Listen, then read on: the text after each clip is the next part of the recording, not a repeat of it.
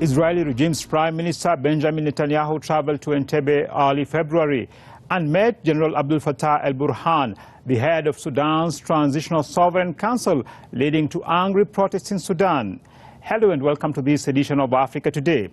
Today, we are discussing about Sudan's move to normalize ties with the Israeli regime despite massive opposition by Sudanese masses. We are also going to focus on the Grand Ethiopian Renaissance Dam and reasons for Egypt's opposition to this multi-billion-dollar project. Thank you for joining us. I'm your host, Mubarak Kenya. Stay with us for more. Israel eyes Sudan. There is no doubt that normalization of ties with Israel will result in the transitional administration losing the support of the masses in Sudan.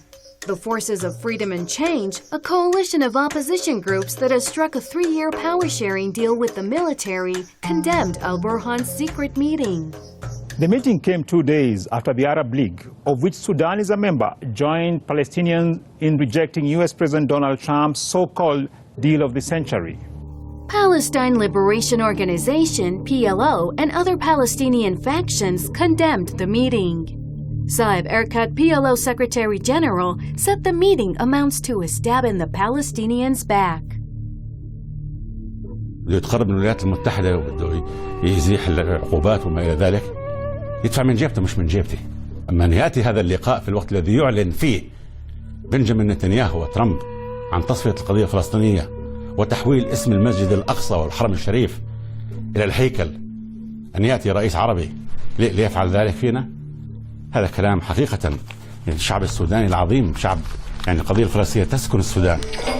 For more on this, we contacted Canadian-based international lawyer Edward Corrigan. Thanks a lot for joining us, Corrigan. Now, what's your take on the sudden meeting between Sudan's Transitional Sovereign Council chairman and Israeli regime's prime minister? Well, first of all, the United Arab Emirates supposedly arranged the meeting between General al-Burhan and Netanyahu. So that's one part of it. I think the situation in Sudan is still in a transition, as the name implies. And I suspect that the pressure from the United States administration, especially Trump and his son-in-law, would be part of that to try to sort of take advantage of the weakness that exists in the Arab world and the Muslim world at the present time. The meeting ignited political tensions in the transitional government, with some Sudanese government ministers claiming they were unaware of the meeting and had heard about it through the media. On the streets, hundreds of Sudanese gathered in Khartoum to demonstrate against the meeting. والحديث عن تطبيع العلاقات ما بين السودان وإسرائيل هذا أمر يعني جديد وغريب على المجتمع السوداني، لأن هذا الأمر أمر قضي بليل ولم تتم فيه المشاورة لا في الوسط الأصغر، لا مجلس الوزراء ولا مجلس السيادة، ولم يستشر فيه الشعب. بعد ذلك التطبيع ده السودان من بدري يعني كان واقف مع القضية الفلسطينية وكده، فما عارفين الجدة شنو يعني بالضبط. The meeting between al-Burhan and Netanyahu has been widely condemned in Sudan. Can the Sudanese masses stop the normalization of ties with the Israeli regime? The answer is clearly yes. There was a lot of opposition to it. The meeting was held in secret, so nobody was supposed to know about it, not even members of the transitional Sudanese government. And it wasn't until Netanyahu, I guess, bragged about it in a tweet in order to enhance his election chances in the Israeli election that this meeting became public. Amid the protests in Sudan, Omar al-Bashir said he had been advised to normalize relations with Israel in order to improve the situation in his country. Speaking in Khartoum weeks before his ouster, al-Bashir claimed that he had rejected any move to establish ties with the Israeli regime. There are reports that the ouster of al-Bashir was partly orchestrated by Israel to pave way for opening of ties with Sudan. In February 2019, there were reports that the head of Mossad met his Sudanese counterpart in Germany as part of a secret plan by Saudi Arabia, Egypt and the UAE to overthrow al-Bashir. Now, before his ouster, al-Bashir had claimed that he was advised to establish ties with the Israeli regime to remain in power. Do you think his refusal contributed to his overthrow? Americans and others would have suggested that if you want to maintain his power, to do something that the Americans want, it would be to recognize Israel and then be able to get access to Israeli military weapons and expertise in terms of maintaining himself in power. The Israelis have a long history of working with corrupt dictators and trying to install regimes in the world that are afraid that they will collapse, and I think you can include, Saudi Arabia, Bahrain, and the United Arab Emirates in this group, that people think that the Israelis have a lot of power, and they try to utilize that to maintain themselves. After the now infamous meeting, Israeli planes began overflying Sudan and thus establishing a new corridor. The air corridor has been the most prominent development discussed publicly by both sides. Sudan was listed by the United States government as a state sponsor of terrorism in 1993 over claims of providing material support to al-Qaeda. The meeting between al-Burhan and Netanyahu was reportedly held to lobby removal from this list. The decision to hand over ex-President al-Bashir to the International Criminal Court for crimes he has been accused of committing in Darfur is also seen as part of the efforts by the Sudanese authorities to be removed from the U.S. list. In an attempt to justify his decision to meet Netanyahu, Burhan invoked what is termed as Sudan's security and national interests, thus implying that there was no alternative to normalization with the Israeli occupation in order to gain Washington's support and secure assistance in managing the country's massive debt burden. The new position by Sudan is regarded as betrayal to the aspirations of Palestine's liberation. Palestinians have slammed al-Burhan's meeting with Netanyahu, calling it a betrayal. What's the link between the Entebbe talks and the so-called deal of the century? I think what we see now is that the Zionists are trying to really claw their way into Sudan and trying to really put themselves into this very important strategic country in northern Africa and close, of course, to the Red Sea, to the Middle East, to the Arab world, in order to the rest of the Arab world, in the Arab Peninsula, in order to further increase the power of the Zionist lobby worldwide. The latest move by the Israeli regime to establish ties with Sudan is part of its drive to try and establish ties with African and Arab countries in a bid to boost its battered image globally. Netanyahu is aggressively pursuing a policy of establishing ties with African countries. What's behind such a policy? The policy of Israel in Africa is basically a neo-colonial, neo-imperialist project. We have to bear in mind that Israel is, after all, is a nation founded by Europeans, founded by white colonizers mostly, that were Jewish, at least officially so, but were in fact just European Jewish colonists who were settled there at the behest of the United Kingdom and later on with the support, of course, of the United States and much of the West. Sudan has for decades been part of the Arab boycott of Israel over its occupation of Palestine and other Arab lands. However, Arab regimes including Sudan have been increasingly appeasing and warming up to Tel Aviv in the recent past. Why is establishing ties with Sudan very important for the Israeli regime? It's not surprising that they want to further increase their power over a regional power bloc such as Sudan, which is, after all, a massive country with massive potential to grow into a possible anti-imperialist Islamic republic. And I think the Israelis are really trying to prevent this at all costs, at any cost, and are trying to basically pick off the weak leaders that they see, bribe them off in order to get to basically put their footprint down on East Africa and on North Africa.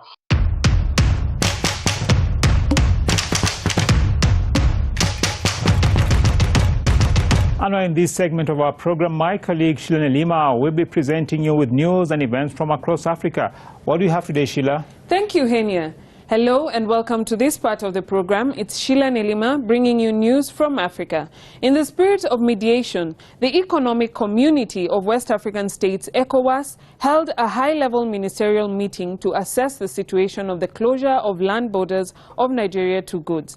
The aim of the meeting was to reach an amicable solution that would enable reopening of the border. It was highlighted that the free movement of people and goods is the foundation of any regional integration process, and thus the situation that has lasted over 6 months must be dealt with. Recommendations are still under consideration by the affected nations. Still on border closure, the Uganda-Rwanda dispute talks reached at 6 conditions that would lead to the end of their hostilities. According to both governments, the conditions are verifying the number and the status of national detainees in each other prisons, protecting and respecting the human rights of nationals of either country, finalizing the extradition treaty, and explanation on the specific issues raised by the Rwandan government. When the conditions are met, the two governments are expected to normalize relations. In wildlife and conservation, a report on the biological conservation latest issue indicates that the number of wild herbivore species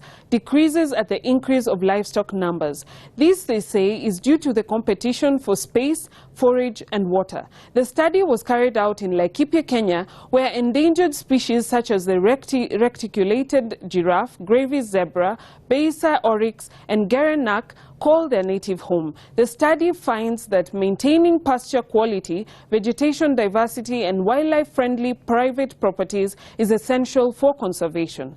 Proceeding on environmental matters, a recent report now links climate change to increase in violent conflict and insecurity, especially in Africa. Rising sea levels, floods, droughts, shrinking lakes, drying of waterfalls, all these are said to trigger conflict between territories over water and food. According to the International Crisis Group, conflict over land and water dates back decades in the Sahel region and has been growing rapidly with the changes in climate. In the field of economics, the African Development Bank called out the World Bank for remarks made insinuating that the Development Bank lends too quickly, contributing to the continent's debt problem. The bank defended its stand, saying that their strategy is to offer the clients what they need and that they recognize and closely monitor upward debt trends and see no risk of debt distress.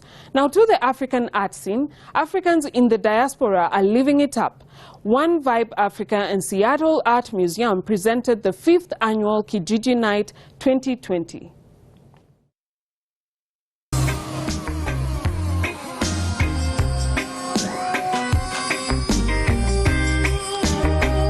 Kijiji, meaning village in Swahili, brought the spirit of an African village to Seattle.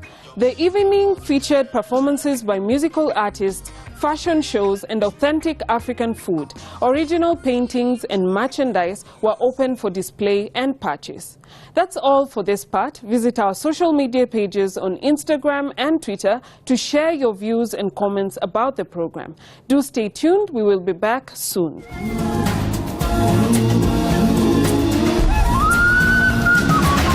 Renaissance Dam dispute.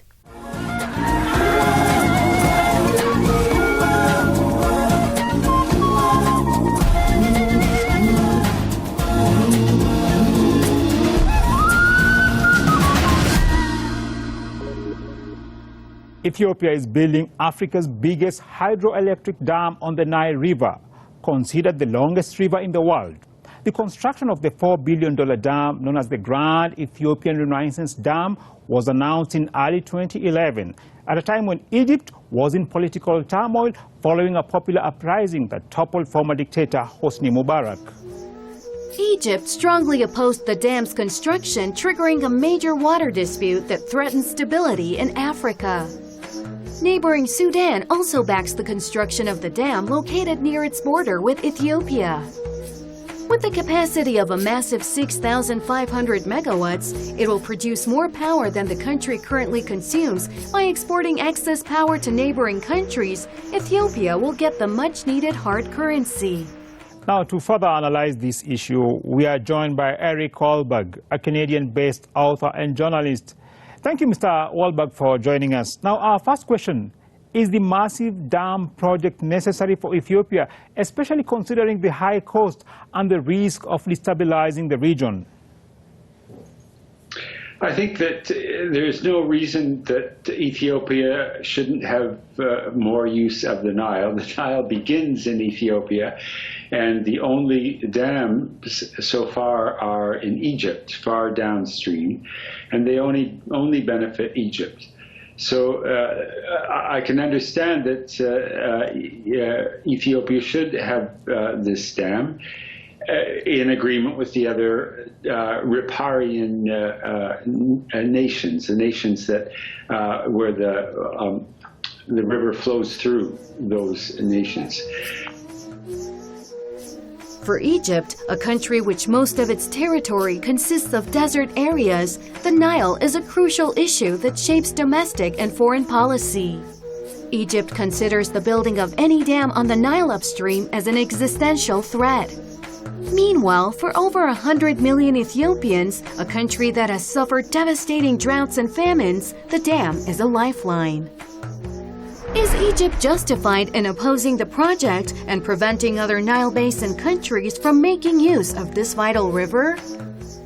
Egypt really doesn't have a leg to stand on in this, to be frankly. It's had the use of all of the water for and really going back millennia. It has, because it is the delta region, which is rich in soil, and Egypt's for millennia, 3 millennia, as long as there's been civilization, it has been the great. The Egyptian government serves U.S. interests in the region and controls the Suez Canal, an extremely important waterway for the world economy. This has been pointed out as one of the reasons the U.S. decided to mediate the Renaissance Dam dispute. Meanwhile, a confused U.S. President, Donald Trump, falsely claimed that he deserved the 2019 Nobel Peace Prize awarded to Ethiopian Prime Minister Abiy Ahmed. Trump made the claims during a rally in Ohio. I'm going to tell you about the Nobel Peace Prize. I'll tell you about that. I made a deal. I saved a country. And I just heard that the head of that country is now getting the Nobel Peace Prize for saving the country. I said, did I have something to do with it? Yeah, but that's the way it is. As long as we know, that's all that matters, okay? That's all. Ethiopian Prime Minister Abiy Ahmed Ali responded to Trump's outburst. To be honest, I don't have any clue about the criteria, how the Nobel Committee select an individual for the prize. So the issue of President Trump must go to the Nobel Prize Committee. I'm not aware how they elect or select someone to provide the prize. And I'm not working for the prize. I'm working that peace is a very critical thing for our region. And if they recognize, and if President Trump complained, it must go to Oslo, not to Ethiopia. What are the interests of the United States in mediating between Egypt and Ethiopia on Renaissance Dam dispute? But China has been the big backer of the dam. Its resources are there, its funding. It sees this as a power move. So it's the U.S. is getting in at this late stage, really more as a ploy against China, I would say. The African Union had attempted to mediate the dispute between Ethiopia, Egypt, and also Sudan over the dam, but these efforts have clearly not succeeded. Ethiopian Prime Minister Abiy Ahmed had urged South African President Cyril Ramaphosa to help mediate talks in the stalemate over the dam project. Thank you very much. On the issue of dam, Ethiopia always believes in win-win approach with Egypt and the Sudan, and we're following the same track. And the current request for President Ramaphosa, as he is a good friend for both Ethiopia and Egypt, also as incoming AU chair, he can make a discussion between both parties so as to solve the issue peacefully, because peace is a foundation for everything here in Africa. Without having peace, we can't realize our vision of development and growth. And he is championing worldwide on this issue. That's why we're requesting as a brother and as a friendly country to negotiate between Ethiopia and Egypt as well, the Sudan. I am sure he will play a significant role on bringing us on win-win solution. The issue of the dam, the Renaissance Dam, clearly is a matter that needs to be discussed between Ethiopia and Egypt. And what is pleasing, as far as I'm concerned, is that both countries are willing to discuss this matter and find solutions. These three countries went to Washington after the African Union apparently failed to help resolve the dispute. Initially, the African Union was supposed to mediate the Renaissance Dam dispute, but apparently failed in its efforts. Is this a blow to the African solutions to African problems slogan? I think that there's still hope, because this really should be decided by the African Union, not by the U.S. or Israel, which has been perhaps playing a role in the background. So I'm still hoping that this will be solved within Africa. Amid this Renaissance Dam crisis, Israeli military firms have reportedly installed a missile system at the Ethiopian Dam in a move that is seen as escalating tensions in the region. This is while a UN report has stated that Israeli regime's weapons are fueling conflicts and atrocities in Africa. The Israeli regime is fishing in troubled waters by selling weapons to be used by the Ethiopian military in any future armed conflict over the dam. What is Tel Aviv pursuing in this dispute? Well, for one thing, it's pure monetary. Israel loves to sell arms. It always will. It'll sell arms to both sides. It's the mother courage syndrome. You like wars because you can sell arms to both sides and make a profit. So that's where Israel's position. It's very cynical. Israel is sitting back and watching. That would create a real problem. That would create instability. The first agreement on the use of River Nile was made between Britain as the colonial power in Eastern Africa and Egypt in 1929, and another one in 1959. The agreements favored Egypt over other riparian countries, mainly because the Egyptian-run Suez Canal was vital for British imperial ambitions. The British riparian colonies, Sudan, Uganda, Kenya, and Tanganyika, now Tanzania, as well as Ethiopia, had no say on the colonial agreement between Britain and Egypt on the use of River Nile. Faced with an estimated population of over 483 million, most countries on the Nile Basin are under pressure to access this water. Nile Basin countries are demanding a review of an abusive agreement drawn by Britain during the colonial days that favors Egypt and dispossesses sub-Saharan African countries of their rights to use the Nile waters. What's your take on this stance? But this new dam, the Renaissance Dam, the Ethiopian, this is in a way making up for some of this colonial legacy. So that is,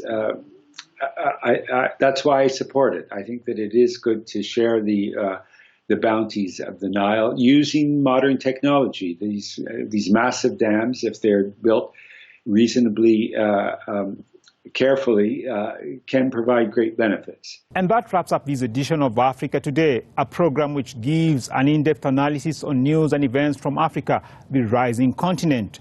From me, Mubarak Kenya, and my team, it's goodbye.